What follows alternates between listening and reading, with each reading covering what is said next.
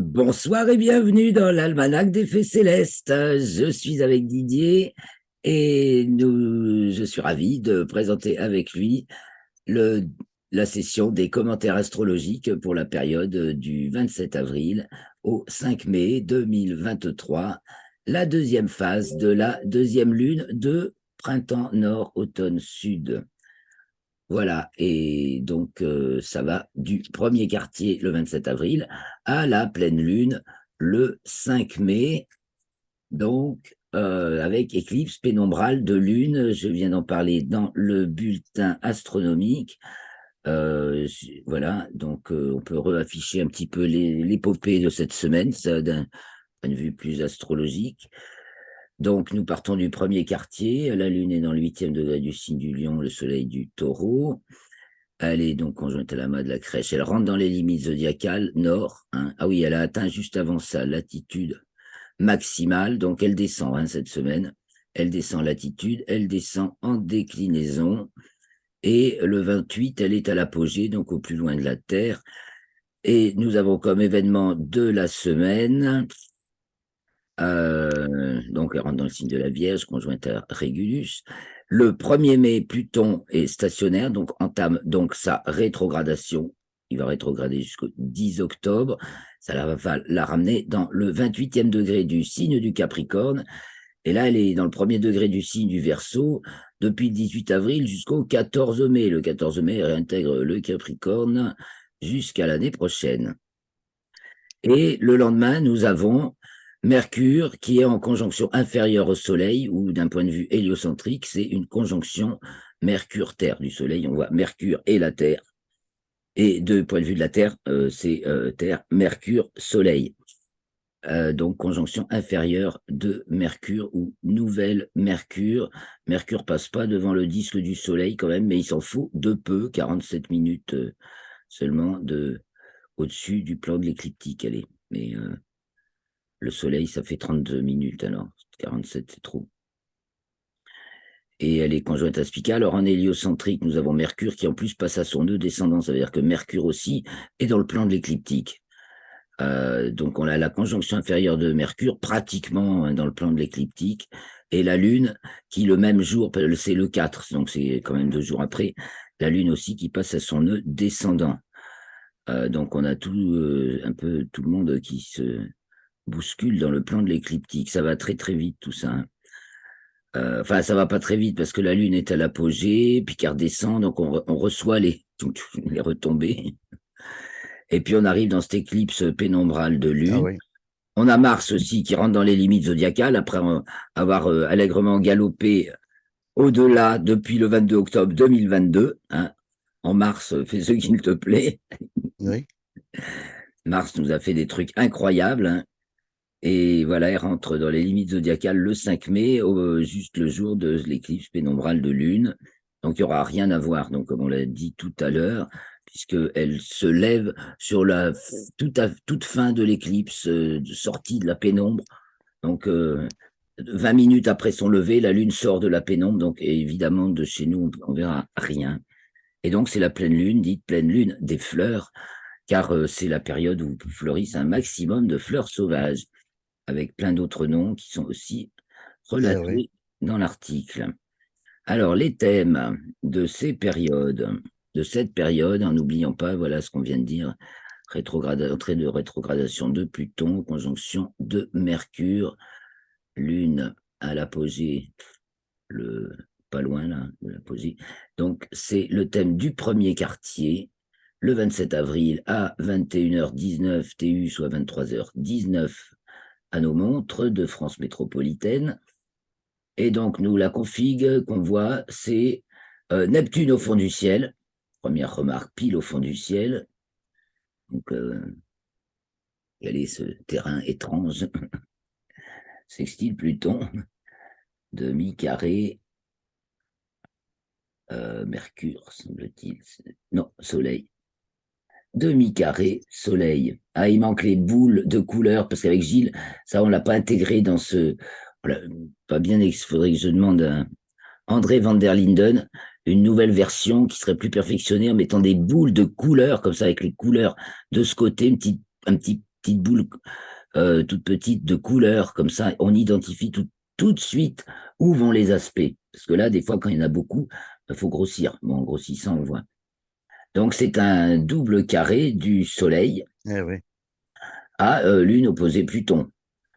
Euh, un peu large, l'opposition, elle est passée, mais encore dans l'orbe. Lune Lion, Pluton, Verseau. Un truc quand même bien renversant, mais il y a tenue, verrouillage et déverrouillage, hein, parce que les langues se délient hein, quand on pense à. Et alors là, qu'est-ce que c'est qui se suinte? En tout cas, ce que je sais, c'est que aujourd'hui, on a beaucoup travaillé pour Axipica, mais c'est pas encore le premier. Ah ouais, c'est demain. Et préparer un travail, une dénonciation qui est un petit peu celle de la grosse cerise sur le gâteau. Bref. Donc, qu'est-ce Eh qu'on oui. voit encore dans ce thème? Donc, pratiquement tout. On a Pluton-Saturne oriental. Saturne, Poisson en 3, sextile, Mercure. Donc ça, c'est le petit t, force d'inhibition. Le petit t, donc je remonte. Petit t, c'est transcendance intensive, Mercure, Saturne, Pluton, tout ce qui va sur le niveau transcendance. Donc nous avons les deux relais, Saturne qui part de l'existence et Mercure qui part de la représentation. Les deux convergent vers la transcendance. On a à la fois le côté eh bien, parole, le côté représentatif qui se multiplie ou qui se complexifie ou l'idée, le principe en tout cas qui s'interpelle, qui est remis en question, et puis l'expérience aussi qui fait creuser un peu plus, qui fait découvrir des choses inconnues. Donc ça creuse, ça creuse. Je reviens sur les thèmes de la pop. Donc ça creuse et alors ça Lion Verseau, c'est de la force d'excitation, débloquante pour le Lion, recréatrice pour le Verseau, au double carré de la force d'inhibition naturelle du Taureau. On, on est dans je pense au lancement du Starlink, bah, c'est échec ou semi-échec avec euh, deux grosses pénalités quand même parce que l'explosion, les deux étages qui se sont pas séparés là du Starship et d'autre part ils ont tout défoncé Ah au bah pas de oui. tir quoi. Ils ont pas alors que les grosses Ah stations, oui, les gros tu t'es brûlé, oui. ouais, alors que les autres ils font des tampons d'eau. J'ai lu. Avec des tonnes d'eau, ils Oui, amortissent les vibrations. Et ça crame pas du coup, oui, oui. ça crame moins. Et moi, là, j'ai vu les photos. Le béton est complètement fissuré, il était Ah oui, ils ont complètement tout niqué, ils cassé. ont tout à refaire. Ah oui. Et donc il y a du dégât, ça nous Ah parle. oui. Oui, Pourtant, j'ai c'est vu pas nous, hein. 400 photos. Mais dans nos Ah vies, oui, oui. on dirait que c'est pareil, hein. On se retrouve sur un terrain effondré, un petit peu, hein. Un terrain de sextile, Pluton, Oui. Ah demi-carré, oui. demi-carré, Mercure. Euh, effondré au niveau des informations, ça c'est sûr. Maintenant, ça fuite de partout. Et euh, toutes les corruptions, les scandales, ça ne cesse. Oui, Et ça n'arrête pas là. alors, on a Vénus qui fait pas d'aspect, qui est en 7, assez angulaire, et on a Ah Mars oui. en 8, en Cancer. Et alors, Vénus, elle est encore Lion, en héliocentrique, elle passe en Vierge dans la semaine. Donc, on peut voir en hélio. Mercure conjoint Terre, donc c'est le 1er mai, le 2 mai. Enfin, le premier en temps universel, c'est le 2 à 1 heure du matin, donc le premier à 23 heures en temps universel. Qu'est-ce qu'on voit? Sextile Neptune, Pluton, qui se resserre en fait. Ce sextile Neptune, Pluton qui dure depuis le milieu du XXe siècle, qui s'est un peu desserré, qui se resserre là. Jusqu'en 2050, presque, ça nous tient. Et on a une belle opposition de Vénus et Mars qui étaient conjointes en Lion, donc là, c'est un soulèvement. Tout le monde il y a trop qui coince de trop. Et il y a une prise en main, mais cette prise en main est-elle, faut maîtriser les forces de l'ombre, les forces la connaissance, les forces de la transcendance, sinon c'est casse-gueule, c'est brise-glace. Ça tient pas la route. Donc tout ce qui tient pas la route est éliminé. Neptune, alors je reviens en géocentrique, Neptune au fond du ciel, euh, avec Pluton, là c'est vraiment les anciennes mémoires, les plus anciennes, qui sont là et qu'il faut gérer. Faut faire avec et faut les dénouer. Justement, c'est le moment avec ce joli sextile de Mars en Cancer. Et c'est ça le travail intérieur ou interne au niveau des individus, de chacun d'entre nous, au niveau bien sûr du pays aussi, parce que sinon, en tout cas, ce qu'on voit, c'est que la Lune là en Lion, elle est assez révoltée, hein, on peut pas dire autrement. Donc c'est le carré, donc Soleil carré Lune évidemment. Oui. Elle met en exergue la révolte qui est donc liée à Pluton. Là, c'est vraiment les questions les plus fondamentales et c'est tout. Et à Mercure, si quand même, elle est liée aussi à Mercure, en carré aussi à Mercure. Donc c'est vraiment ces choses qu'on... C'est trop violent, quoi. Toutes les révélations horribles des élites sur les élites qui gouvernent le monde sont tellement sordides, et puis il y en a de plus en plus qui sortent. C'est alors Vénus non sans Oui. aspect, là, ils sont mis crûment hein, sur la scène maintenant, de plus en plus. Je ne parle pas des grands médias officiels encore, Ah oui. qui est donc là, toute cette période-là, Mercure-Uranus, donc Mercure qui vient, qui est rétrograde, maintenant, donc qui se rééloigne d'Uranus et qui va après s'en rapprocher, il reprend son mouvement direct le 15 mai, je crois. Donc 14 mai, Pluton revient en Capricorne, 15 mai, Mercure reprend son mouvement direct. Et après, du coup, elle sera conjointe Uranus le 4 juin. Donc ça va travailler aussi au niveau des médias et de l'égrégore collectif. Je veux dire, tout nos pensées, là, ces gros shakers, et retour aux sources, parce que le taureau, c'est vraiment la source. Enfin, dans l'axe taureau-scorpion, on a les sources les plus enracinées. C'est l'enracinement, le taureau. Alors, allons voir la pleine lune, cette fameuse éclipse. Alors, nous passons par l'ingresse. L'entrée de la lune dans le signe de la balance, le 2 mai à 6h08 TU.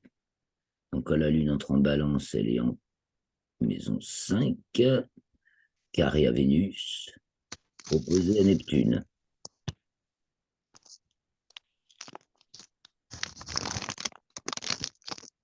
On n'est pas dans une période de beau temps. Moi, je regarde. Le 4 mai, elle rentre dans le Oui, hein. signe du Scorpion, donc à 14h32 ou 16h32. Et on a, il fera meilleur peut-être. Vénus, Gémeaux, culminante, c'est quand même plus sympathique. Carré Neptune, mais bon, et sextile Jupiter. Bon, on passe, et Neptune se trouve au descendant. Et Mars est opposé à Pluton, tiens, non, pas tout à fait encore. Ça vient en géocentrique. Et nous arrivons donc à la pleine lune avec éclipse pénombrale de lune. L'heure, c'est 19h33 à nos montres, 17h33 TU. Donc l'ascendant est fin balance, début scorpion fin balance pour nous, début scorpion pour d'autres. Donc entre les deux, et le milieu du ciel est ah non, c'est à 3, 0 Capricorne, d'accord. Et donc le milieu du ciel est Lion Verseau, avec Pluton en 3. À l'Orient, nous n'avons que Lune, Scorpion et Pluton en 3. L'axe des nœuds lunaires est pratiquement sur la ligne d'horizon. Et nous avons Mercure donc, qui vient de passer devant le Soleil, qui est là maintenant. C'était le 2 mai, donc Mercure est rétrograde. Donc elle était devant le Soleil, elle est revenue un peu en arrière, mais pas en héliocentrique, bien sûr. En héliocentrique, elle continue d'avancer, vous voyez. Elle est, hein. En hélio d'ailleurs, donc on a une opposition Terre-Uranus, car nous arrivons à la conjonction d'Uranus ou nouvel Uranus, donc une opposition Terre-Uranus en héliocentrique. C'est le 9 mai, et en hélio, elle est détendue par Vénus en Vierge. Oh, quelle belle protection. Donc il y a de l'éveil et de la douceur, mais aussi il y a de la guerre là, enfin, où il y a de la bataille, et c'est flamboyant là.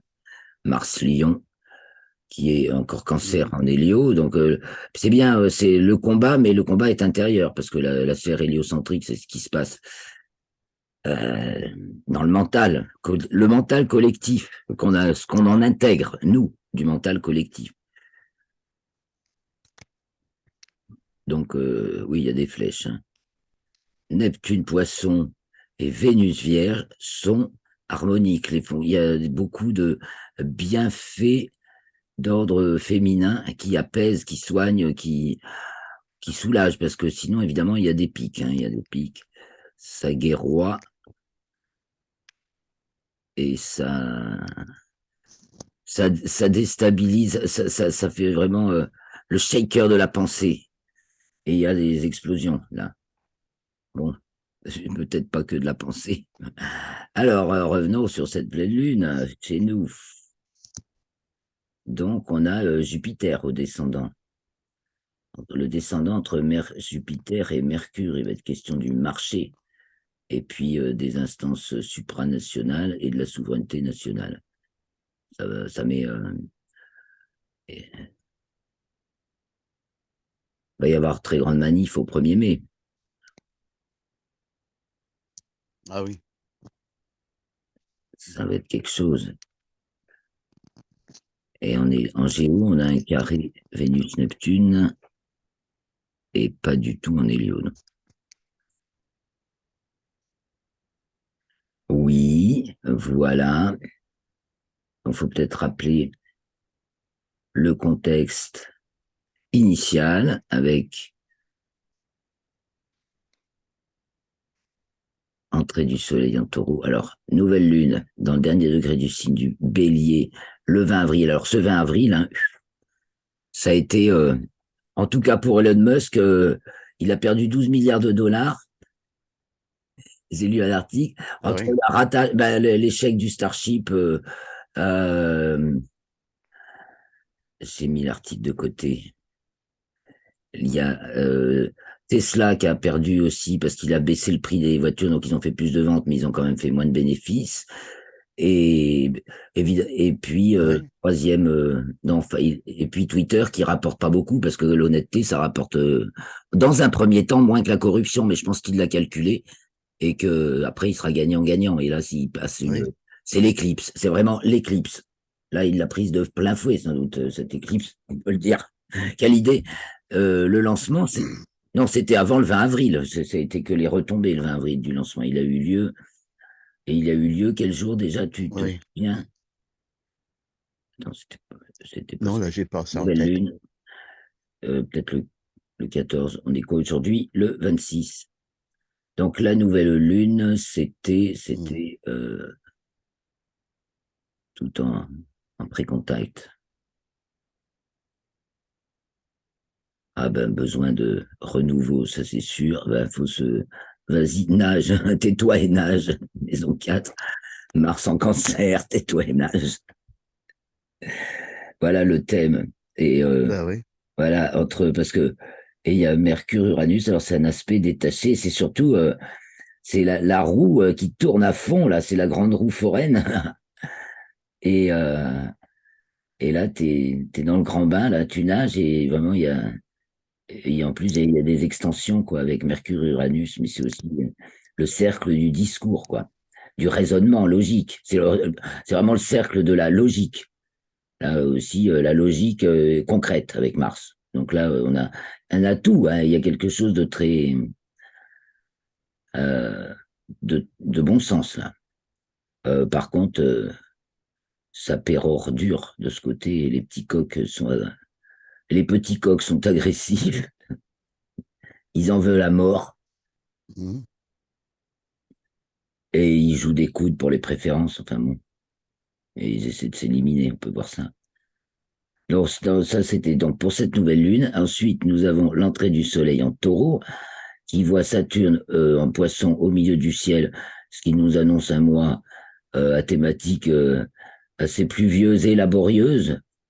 Voilà, ça va être un peu, comme on disait tout à l'heure, entre deux eaux, et tais-toi et nage.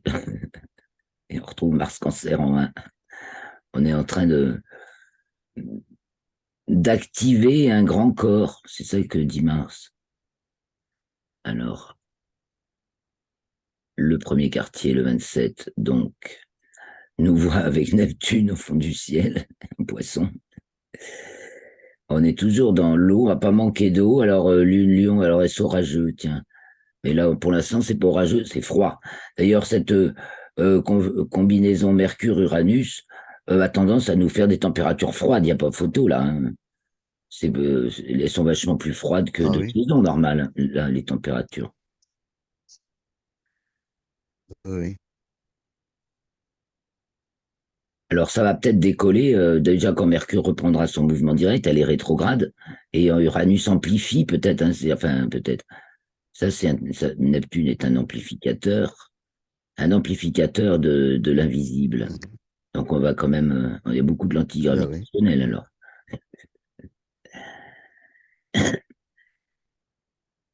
Et par contre, ça donne pas forcément la directe compréhension, mais ça fait quelque chose de complètement poreux. On est dans un milieu poreux avec Neptune en poisson au fond du ciel. Et puis, de plus en plus tourné vers l'invisible mystique et puis percevant des tas de choses du monde spirituel. Si on peut parler de choses, pas de compréhension. Et là, c'est dans le ressenti, c'est le senti avec Mercure. Et c'est ça, la compréhension est parfois faussée hein, entre ce qu'on ressent et comment on l'interprète. Euh, faut pas être, Bien sûr. faut pas être nécessairement sûr de soi à 100%, ou du moins, Ah oui. faut garder l'esprit critique. Donc, il faudrait pas trop d'esprit de vengeance inutile. Parce que là, la lune en lion pourrait. Parce que là, les gens sont remontés maintenant après Macron, tout le monde. Voilà. Et donc, nous arrivons à cette pleine lune. Évidemment, on peut aller jeter un coup d'œil pour la suite. Donc, cette pleine lune, putain, elle est agressive quand même, hein. Lune, Scorpion, alors, en 1, opposé. Donc, Mercure, Soleil, Uranus. Donc, vraiment, c'est le grand basculement avec Mars qui le confirme en 9. En 9, est-ce un changement de régime? On passe une vitesse. euh,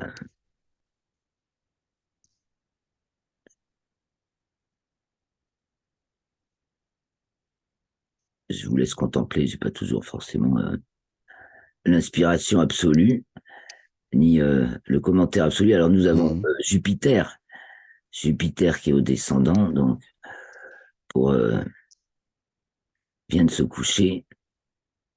En tout cas, là il y a de l'intelligence. Hein, Mercure, Soleil, Uranus. On met enfin des gens qui ont quelque chose à dire. On voit enfin qui sont voilà, ils sont Oui. c'est ce qu'on voit,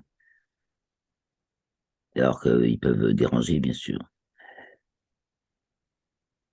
Et leader. Donc, on est dans cette période où tout bascule. On est en plein dans l'apocalypse pour de vrai. Ça y est, il y en a qui le disaient. Alors, je passe tous les ingresses lunaires parce qu'il faudrait faire un truc plus. Quoique, évidemment, ça peut être intéressant. Là, on voit qu'on a un cerf-volant, lune à l'ascendant. Quand elle entend Sagittaire à l'international, ça va être important, là, dans les jours après la pleine lune. Avec Mars et Neptune et Pluton. Mhm. Ah ben, c'est conciliant, ça. Parce que là, il y a de la conciliation Oui. internationale. C'est le 8 Terre en tant Capricorne, opposé à Vénus, Trigone, Mercure. On va bientôt s'arrêter. Et Mars, ton descendant. Ah, mais de toute façon, il y a le combat, hein, le 11. Elle est conjointe à Pluton pour son entrée en Verseau. Mhm. Elle est opposée à Mars et c'est détendu par Neptune. Ça va être. On est au cœur de vraiment de la transformation, quoi. Il n'y a pas photo. Le 11 et on arrive le 12. Ah bah oui. Dernier quartier, le 12. Le 12, oui, mais ça, on se sera passé. Oui, on fera la semaine prochaine, on fera du 5 au 12, c'est ça. Et on fera le rendez-vous, donc, le jeudi 4 mai. Le prochain rendez-vous, jeudi 4 mai.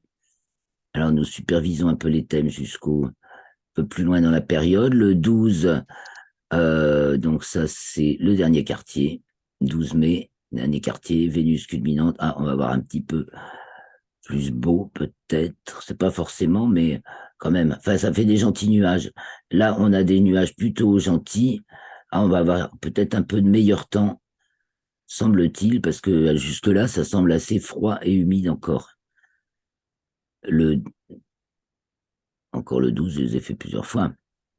Alors le 13, bon, je passe, je vais aller jusqu'à la prochaine Si. nouvelle lune, le 19 mai, où nous aurons une opposition Mars-Pluton détendue par la nouvelle lune. C'est vraiment le grand changement et détendu par Neptune. Une figure très structurée, avec toujours, on retrouve, qu'on a souvent retrouvé, Soleil, Uranus, Mercure et Jupiter du côté du descendant. Donc ça met quand même en scène des gens qui parlent. Il y a de la nouveauté et de l'initiative.